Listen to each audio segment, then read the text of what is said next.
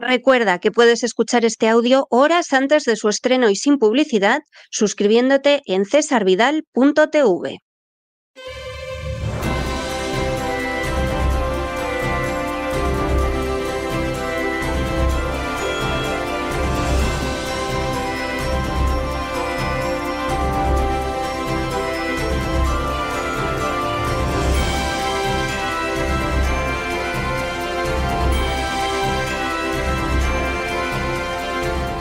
Candilejas, teatro y espectáculo con César Vidal.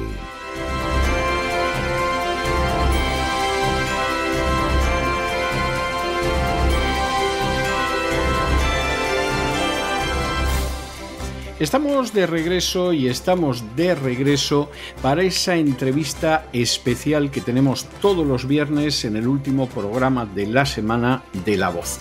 Ustedes saben que para mí esta entrevista siempre es algo muy especial. Siempre tengo que decir, porque es de justicia, porque es obligado, que el programa La Voz de lunes a jueves acaba siempre con figuras de primerísimo nivel. Hablemos de psicología, hablemos de economía, hablemos de literatura, siempre tenemos personas que son profesionales de una trayectoria más que acrisolada. Pero a pesar de eso, y reconociendo eso, sin embargo, la entrevista del viernes siempre está reservada a gente muy especial.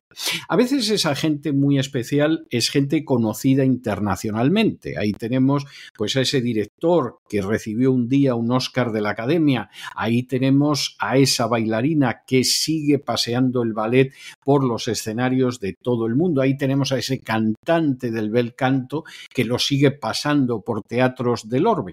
En otras ocasiones es gente que no es conocida internacionalmente, que es conocida sobre todo en su país y es un tipo de gente que nosotros queremos que conozcan más allá de los límites de sus fronteras nacionales. Queremos que a ese mexicano lo conozcan en Argentina, queremos que a ese argentino lo conozcan en el Perú, queremos que a ese peruano lo conozcan en España, porque es gente que merece la pena que tenga una repercusión internacional.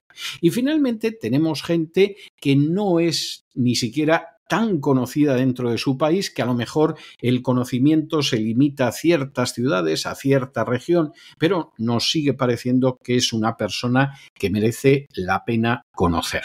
En el caso de nuestra invitada, realmente hablamos de una persona con una proyección internacional, de una persona que además se ha dedicado a la literatura desde hace tiempo, que además se ha dedicado a la literatura con éxito, que tiene una recientísima novela que acaba de salir del horno y con la que vamos a tener la posibilidad de departir en los próximos minutos. Les estoy hablando de María de Lourdes Victoria. María de Lourdes, muy buenas noches, muy bienvenida. Buenos días por acá, pero buenas noches por allá. Gracias, César, por darme este espacio y por el apoyo que nos das a los escritores. De verdad, lo aprecio. Primera cuestión, y esta es una de esas preguntas que es obligado a hacer. ¿María de Lourdes Victoria es la primera persona de la familia que decide ponerse a escribir, y además a escribir de una manera profesional, o había algún tipo de antecedente literario o siquiera artístico en la familia? No puedo decir que había un antecedente literario, César, y yo tampoco me planeé escribir hasta después. Entonces, no, mi familia vienen de dos bandos, digamos. Por el lado paterno, mis abuelos eran emigrantes de España, mi madre de Ramales de la Victoria al norte, y mi padre y la familia de ella se dedicaron al café desde México. Eran exportadores de café.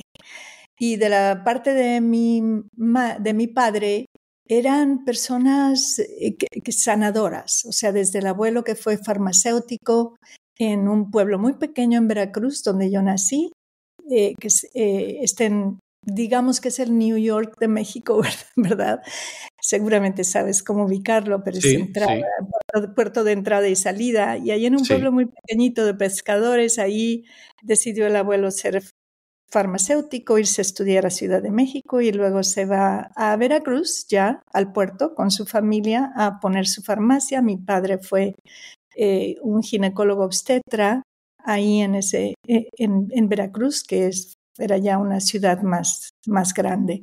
Entonces, no, para larga respuesta a tu pregunta, no, que yo sepa, no hubo antecedentes. La verdad es que esto de la escritura me sorprendió a mí misma. ¿Y cómo es que María de Lourdes Victoria en un momento determinado se lanza a escribir? Es decir, sin antecedentes, con una parte de la familia dedicada a la exportación del café, con otra al área de la salud. ¿Cómo es que de pronto se sienta a la mesa y empieza a escribir? César, es que, ¿qué pasa? Que yo tuve la oportunidad de venir a aprender inglés a Estados Unidos. Yo soy mexicana, nací en Veracruz, soy jarocha. Jarocha se les dice a las personas que hemos nacido en el mero puerto. Entonces soy jarocha y muy orgullosamente jarocha, pero en algún momento conocí a mi marido norteamericano y entonces terminé muy joven, terminé viniéndome a Estados Unidos, donde tienes tu casa, en la región de Seattle, Pacific Northwest. Bueno, yo vivo en Washington, con pasos hacia la Florida, o sea que no me pilla tan lejos a fin de cuentas. No, bríncate un día y acá te recibo con mucho cariño. Pero nada, me enamoro a los 17 años, me caso a los 19 y comenzamos aquello de la crianza de los hijos. Cuando mis hijos, pero mientras tanto yo, digamos que era una escritora epistolar, porque en aquel entonces, te estoy hablando de muchos años, no había esto del internet, ni la maravilla del WhatsApp, ni nada, ¿verdad? Eran cartitas que se escribían a mano y yo me tiraba unas cartas enormes, que eran casi novelas, para mandar a la familia. A veces llegaban, a veces no, porque el correo en México era muy incierto. Y éramos estudiantes empezando. Y cuando llegan los hijos y los hijos se convierten en adolescentes, se empiezan a cuestionar su identidad, ellos radicando en este país. Yo los crié bilingües, me era muy, muy importante que pudieran comunicarse con mi familia en México y que se sintieran orgullosos de su herencia, tanto mexicana como española. Entonces, los llevé a México tanto que me permitió el presupuesto, y en una de esas idas le propuse a mi padre, todavía ejerciendo, y le dije: papi, ¿me ayudarías tú a escribir la historia de la familia para que mis hijos sepan de dónde vienen, cuáles son sus orígenes y tengan el mismo orgullo que yo tengo y no olviden sus raíces? Me dijo que sí, y entonces César, él y yo nos abocamos a una aventura que nos llevó 6 años, que fue de lo más divertida. Y hoy que miro atrás, ya que mi padre está en el cielo, pues decido que fueron unos años invertidos con él de calidad que fueron una grandísima bendición. Entonces, quien esté pensando en escribir la historia de sus antepasados, de su familia, pues que sepa que la joya es la vida que se vive con las personas que entrevistas, que te dan la historia, que te ayudan a crearla. O cuando menos eso fue para mí, César. ¿Cómo se produce el paso de ese intento de recuperar la historia familiar, de hacerla accesible a los hijos, de intentar que no se pierda? ¿Cómo se pasa de ahí a otro tipo de literatura? ¿Cómo se pasa a novelas? ¿Y cómo se pasa además a novelas donde tiene un papel extraordinario la mujer? Es decir, hay novelas en las que hay papeles extraordinarios de mujeres, hay novelas que están centradas en personajes masculinos, femeninos. En el caso de María de Lourdes Victoria, parece que efectivamente la mujer tiene un papel muy importante en esas novelas. ¿Cómo se da ese salto de recuperar la historia familiar a empezar a crear ficción? Bueno, en mi caso, debo decir, César, no puedo hablar por los demás, pero te platico mi trayectoria. En mi caso, yo sí, a la hora de escribir la historia de la familia, que además era entrevistar del lado del paterno, tanto del lado materno, lo cual me dio la oportunidad de viajar a España por primera vez, a la tierra de mi madre, porque ya había yo, según yo, terminado el lado paterno cuando un tío que iba frecuentemente a Palma de Mallorca me dice, pero hija, es que tú no puedes escribir sobre España sin haber visitado. Entonces él me invitó y por fin fui. Y debo de decir, el paso de la ficción, de la no ficción a la ficción, pues fue de que a la hora de escribir lo que me relataban mis parientes, había una confusión enorme, ¿no? Unos decían que la historia, que la abuela había hecho X, y otros decían, no, así no fue, tú estás loco, en realidad la abuela hizo Y. Entonces, al final yo tenía todas estas notas y tenía que tomar la decisión, bueno, a ver, aquí voy a elegir una de las versiones de la historia y esa es con la que voy a plasmar los hechos, ¿no? Y que me perdonen los demás. Entonces, desde ese momento, para mí la historia fue un poco ficcionada, porque por otro lado, mi padre pintaba a su madre, por decirte algo, como si fuera una santa. Sí. Yo le decía, a ver, papá, es que no, en primer lugar, este sería un personaje aburridísimo, y en segundo lugar, no es creíble, nadie va a creer. Vaya, le estás pintando como la Virgen María, esto no va. Entonces, o le agregamos virtudes y defectos o no. O mejor la saco de la novela, y así. Te voy a decir, César, yo no contemplaba escribir una novela con esa primera novela. Yo solo quería plasmar la historia para mis hijos, pero un hermano mío mandó el manuscrito a una editorial en México por fax, te podrás imaginar, hace tiempo. Bueno. Y me regresó un fax de carácter urgente de la editorial, decía, queremos publicar su novela. Y yo decía, ¿pero cuál novela? No, aquí no hay ninguna novela. Pero bueno, así fue como me enteré que, bueno, a lo mejor a otras personas les agradaría leer la historia de mi familia. Y se publicó. Ediciones B, que fue parte del Grupo Z, publicó la primera novela bajo el título Les dejo el mar. Gracias a este hermano, te repito. Entonces ahí, cuando terminó esta novela, yo me planteo, dije, bueno, pues a lo mejor hay en mí otra novela. Y entonces, ¿qué escribiría? Entonces decidí escribir otra novela totalmente diferente, porque yo veía que las novelas que les iba muy bien eran las que eran novelas contemporáneas, que se usaba la voz yo para narrar las historias. Y entonces hice un experimento estaba yo ejerciendo como abogada defensa penal en las cortes de este país, César, defendiendo a jóvenes primordialmente, latinos también. Y dije, pues voy a sacar todas estas historias de mi pecho porque me tenían bastante abrumadas. Entonces la segunda novela fue un proceso catártico para mí y usé 3 voces muy diferentes. Y esta vez una hermana mía, la novela la titulamos Más allá de la justicia, mucho más breve. Y esta hermana mía la manda al concurso Premio Planeta de novela. Y cuando me dijo que había hecho esto, pues francamente me entró terror, porque yo dije, bueno, mucha incertidumbre, era solamente mi segunda novela. Pero como quedó entre las 10 finalistas y me permitió regresar a España, ir a Barcelona, conocerla y estar ahí en esos premios, que no sé si tú has ido, pero... No, yo lo conozco bien y además el Premio Planeta lo que pasa es que tiene fama de que está dado antes.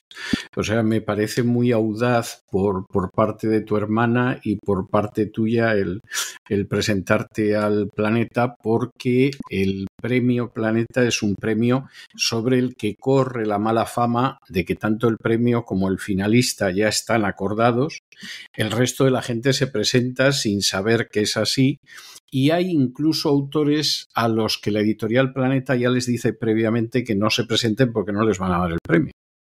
Entonces es una experiencia notable. ¿La novela de todas formas llegó a publicarse?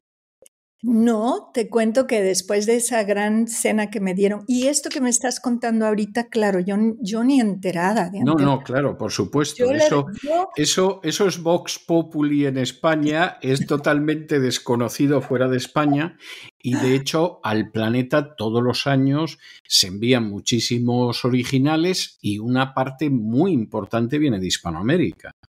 O sea que evidentemente es gente que desconoce por lo menos este rumor, califiquémoslo de rumor, ¿no? Pero claro, vamos a ver, cuando bastante tiempo antes de que otorguen el premio ya sabes quién lo va a ganar, empiezas a sospechar que no es un rumor. Yo recuerdo haber conocido a un escritor ya fallecido hace algún tiempo que de pronto le avisaron que si podía escribir la novela en un mes le daban el premio Planeta y entonces se encerró en su casa de Soria y escribió ahí una cosa pues más o menos presentable, pero es cierto que le dieron el premio Planeta. Pues no sí. voy a dar más datos, pero la historia es cierta y él mismo me la contó, o sea que no creo que tuviera ningún interés en mentir y en decirme que le habían dicho cómo le iban a dar el premio Planeta, por supuesto por encima de los méritos literarios de otros que concurrieran al certamen.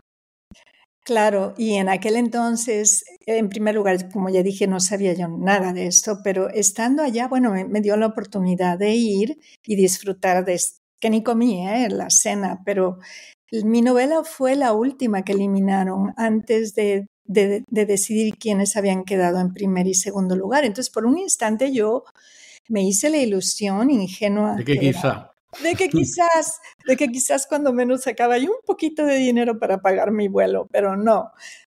Quedó en entre comillas, tercer lugar y me dieron las gracias. Y en aquel entonces solían publicar las 10 finalistas. Y entonces yo lo único que quería era que la publicaran. Pero como fue en el año 2010, no había presupuesto, publicaron solo las 2 ganadoras, la primer y segundo lugar. Y a mí me dieron las gracias, pero lo bailado nadie me lo quita, César. Bueno, está bien, no cabe duda. No, es verdad, vamos a ver, la costumbre no era publicar a las 10, pero sí que de las que pasaban a la última ronda, ahí había una selección y efectivamente de esas siempre se publicaba alguna. Sí. Siempre había alguna que se publicaba, entre otras razones porque a veces precisamente aquellas novelas que se habían presentado sin el supuesto pacto previo, había algunas que literariamente eran mejores. Y entonces la casa decidía aprovecharlas, ¿no? No se les va a dar el premio, no se les va a dar el premio de finalista, pero es una novela que merece la pena y entonces la casa las contrataba. Y ahí hubo sorpresas interesantes. Tampoco voy a entrar en autores concretos, pero hubo alguna novela que llegó al grupo de los finalistas que luego no tuvo ni el premio de finalista y que luego se vendió muchísimo porque alguien la leyó y dijo, oye, pues esto merece la pena y hay que publicarlo, ¿no? O sea, esa es la realidad. Por cierto, tu tercera novela, que es La Casa de los Secretos, esa también fue finalista, pero del International Book Awards.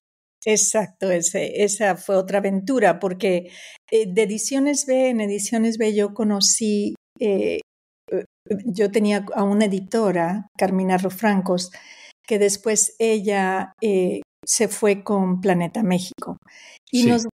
nos guardamos mucho cariño. Yo la quiero mucho, ella ha sido mi luz, mi guía. Entonces, cuando yo vi que ella se va a Planeta México, cuando termino pero para esto le dije, oye, Carmina, me voy al premio Planeta. No quieren esta novela de Más allá de la justicia y no la quisieron. Porque el motivo era que el escenario, ¿ves? Era Estados Unidos, César, porque es la historia de una abogada representando. Es un poco una memoria, pero no es una memoria, entonces, no la quisieron, no tuve suerte. Pero lo que sí tuve suerte es que cuando Carmina se va a Planeta México y entonces yo me voy con ella. Y entonces, cuando termino La Casa de los Secretos, que es otra novela, regreso al género de la novela histórica, porque me gusta y decidí que me iba bien y me interesaba alabar de alguna manera, elogiar a mi patria, que estaba México, esto es, que también tengo nacionalidad española también, pero me considero mexicana porque pues ahí me crié, ¿no? Sí. Y, el caso es que me meto a México de lleno porque estaba siendo muy maltratado en aquel entonces desde este país. Se puede decir que se perseguía a la gente desde entonces ya, a nuestra gente mexicana, y yo trabajando en el ámbito legal lo veía muy claramente. Entonces decidí, ¿saben qué? Yo voy a escribir una novela de lo hermosa que es mi patria. Y comencé esa aventura que fue La Casa de los Secretos, y afortunadamente Planeta México decidió que era apropiada para su catálogo, y esa novela ahí está, y me ha generado muchos momentos muy felices, César, y además de que fueron 6 años de investigación y de envolverme ahora sí que en el rebozo de mi cultura y mis tradiciones, y regalárselas a mis lectores con todo el cariño que le tengo a mi patria. ¿Cómo compatibiliza María de Lourdes Victoria el ejercicio de la abogacía y la literatura? La literatura es el respiradero que permite sacar la tensión, el vapor, las experiencias duras de la vida, son una especie de existencias paralelas. ¿Cómo lo consigue? Fíjate, César, que yo lo fui dejando. Hoy día ya no ejerzo, tengo mi licencia como abogada, sí, pero llegó el momento en el que yo empecé a entrenarme como mediadora, y me gustó muchísimo más la mediación. Me parece que el sistema jurídico de este país, te estoy hablando de Estados Unidos, que yo aprendí en una universidad aquí en Estados Unidos, donde tienes tu casa. Yo decidí esto no es la mejor manera de ayudar a las personas latinas. Entonces empecé a estudiar mediación y me saqué mis certificados como mediadora y comencé a estudiar, a apoyar a las familias a través de las mediaciones para evitar justamente el sistema jurídico de este país. Entonces, poco a poco lo fui abandonando, poco a poco me fui entrenando en lo que es llegar a un yes o a un sí a través de diálogos, a través de razonamientos, ¿verdad? A tomar control sobre tus propias decisiones en lugar de dejarlas a manos de una corte de litigio. Y lo encontré que iba mucho más con mi personalidad. Y después el tiempo fue pasando y pues me aboqué más empecé a dejar la ley a un lado y ahora me dedico puramente a la escritura y a los nietos. ¿Qué es lo que más te gusta? Tú sabes que yo coincido contigo. Yo ejercí la abogacía más de una década. Hace mucho, mucho tiempo. Yo abandoné la abogacía antes de que acabara el siglo XX. No me arrepiento. Yo creo que casi todos los días le doy gracias a Dios por ello. Pero en España no tenía la salida de haber optado por la mediación, porque la mediación es algo prácticamente desconocido, es algo que a veces queda limitado a determinados contratos de grandes empresas que deciden que van a evitar pleitos y en el contrato aparece la mediación, pero es algo prácticamente desconocido en la Administración de Justicia española. Y sin embargo, en esa época yo pensaba muchas veces cuántas cosas no podrían arreglarse al margen de los tribunales si tuviéramos un buen sistema de mediación, que no existe en absoluto.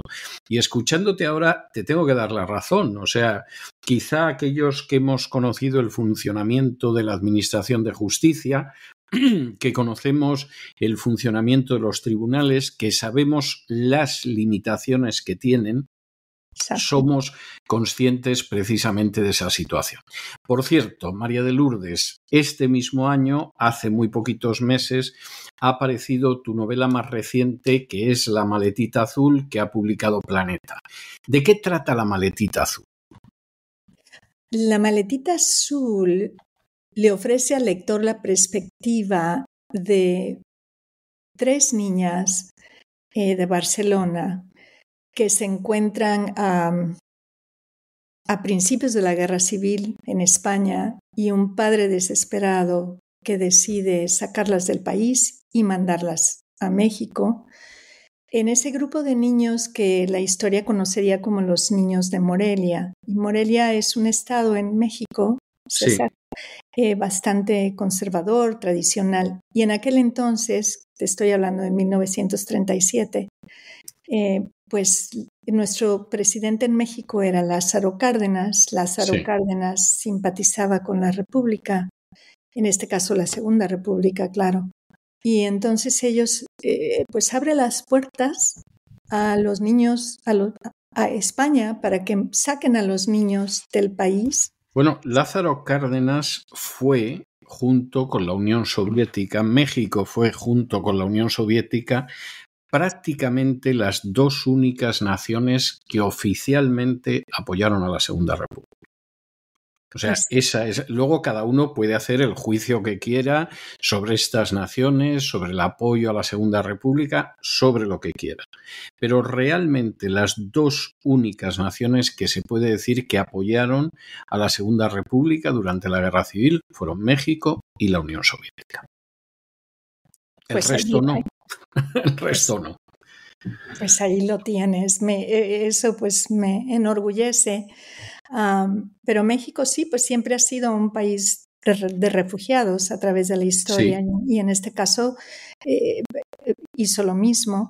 Entonces esta es la historia de unos padres desesperados en 1937 que decir, bueno, el padre, sin el conocimiento de la madre, manda a sus hijas a México en el Mexique, que fue el barco que facilitó Francia, desde Francia, para sacar a los niños de España y así pudieran ellos sobrevivir. Los niños, bueno, nadie se imaginó, ¿verdad? Pensaron que esto era algo temporal.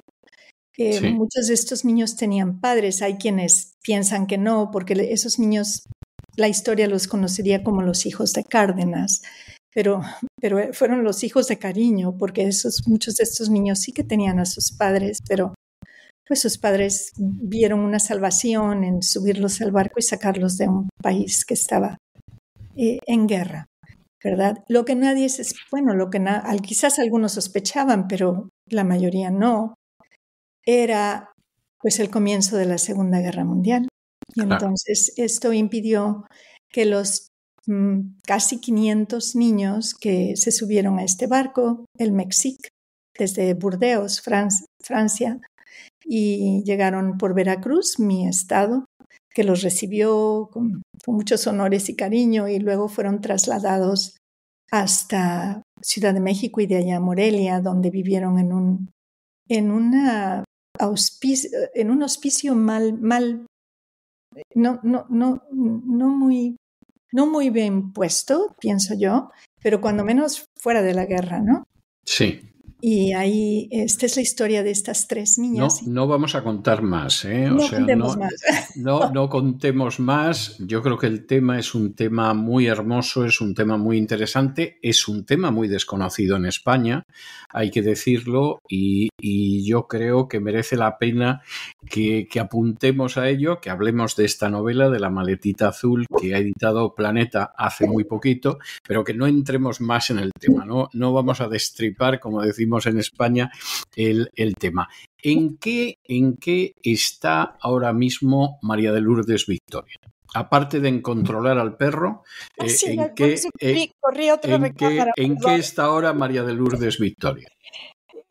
Yo sigo escribiendo y estoy espero que sean negociaciones con Planeta para otra novela histórica, César, y en esta ocasión nos vamos a la región de Chiapas en México y la llegada de los alemanes. Me atraen mucho estas historias, ¿no? Como la Casa de los Secretos fue los irlandeses, la presencia irlandesa en México a 100 años de la historia. Como el padre de Anthony King. No sabía. No sabía que Anthony King, su madre era mexicana. Ajá. Y su padre era irlandés. Mira. Sí, tenemos, bueno, se conocen, vaya, todo el mundo sabe de los alemanes, de los suizos, de los sirios, de todas estas otras nacionalidades y su presencia en México, pero pocos conocían la presencia irlandesa en México y a mí me interesó el tema. Bueno, con esta nueva novela que estoy esperando, a ver qué pasa, a ver cuál va a ser su futuro. Estamos hablando de la presencia de los alemanes en las fincas cafetaleras de la región del Soconusco, que es una región preciosa, en Chiapas, que es al sur de México. Y eso es lo que me ocupa el día de hoy, César. Bueno, me parece que es enormemente interesante y yo espero que de ahí salga una novela como mínimo tan interesante como esta Maletita Azul que publicó Planeta hace muy poquitos meses. María de Lourdes, ha sido una enorme satisfacción poder departir sobre tu vida, sobre tu escritura durante estos minutos. Y estas entrevistas, cuando hace muchos años se realizaban no en el ciberespacio, sino en un estudio de radio, yo tenía la costumbre, como un pequeño obsequio, como un pequeño detallito a la gente que había tenido la gentileza y la paciencia de someterse a la batería de preguntas, tenía la costumbre de regalarle uno de mis libros, se lo dedicaba, le decía que no estaba obligada a leerlo y, en fin, era un pequeño detalle. Pero claro, este pequeño detalle online es imposible y entonces lo que tengo que dejar a la gente que como tú tiene la amabilidad y la paciencia de aguantar esta entrevista, siempre le suelo dejar alguna melodía, alguna canción, alguna pieza musical.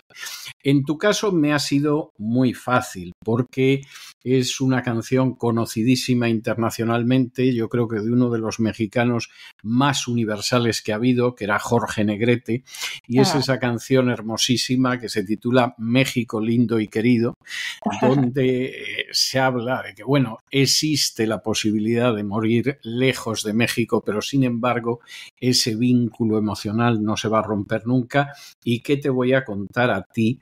Que en última instancia, aunque vivas en Estados Unidos, sigues llevando a México en el corazón. Muchísimas gracias por todo, María de Lourdes. Nos volvemos a encontrar en el futuro y ya nos tendrás al corriente de esa nueva novela cuando aparezca. Un abrazo muy fuerte y hasta siempre. Gracias a ti, César. Un abrazo hasta allá, la tierra madre. Y con estos compases bellos y a la vez entrañables del México lindo y querido, entonado por Jorge Negrete, hemos llegado al final de nuestra singladura de la voz. Esperamos que lo hayan pasado bien, que se hayan entretenido, que incluso hayan aprendido una o dos cosillas útiles. Y por ello los emplazamos para el lunes de la semana que viene, Dios mediante, en el mismo lugar y a la misma hora. Y como siempre, nos despedimos con una despedida sureña. God bless you. Que Dios los bendiga. El programa La Voz es una producción de Artorius Incorporated y al amparo del derecho a la libertad de expresión. No se hace responsable de las opiniones vertidas en el curso del mismo.